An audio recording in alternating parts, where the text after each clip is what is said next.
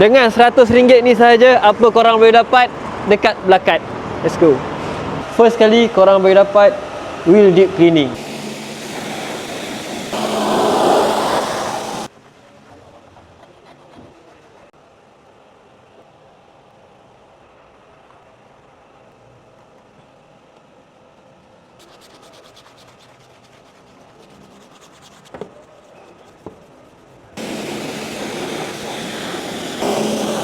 Seterusnya, snow foam.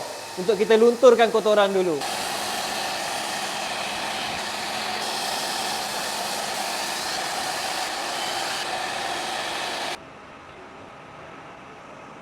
Sementara tunggu snow foam ni buat kerja untuk lunturkan kotoran, kita cuci celah-celah pintu dulu.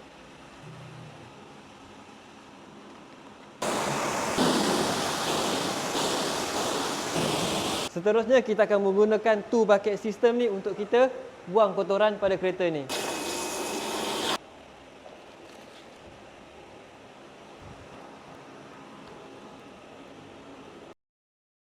Dah settle cuci, lepas tu kita kena buat apa?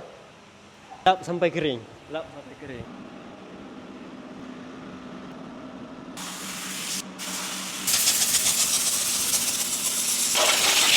Kita dah habis stage pada cucian, so sekarang kita fokus pada finishing pula lah. Stage finishing ni kita akan lap pada cermin luar dan dalam lah. Kita akan guna glass cleaner. Untuk body paint kita akan letak protection lah, macam Belakat ceramic spray coat.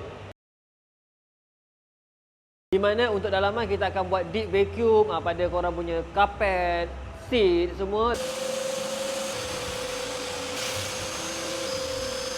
Lepas tu untuk dashboard door trim kita akan apply interior quick detailing.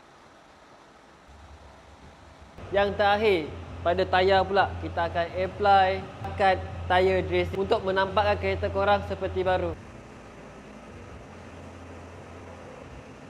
So korang rasa macam mana? Berbaloi tak?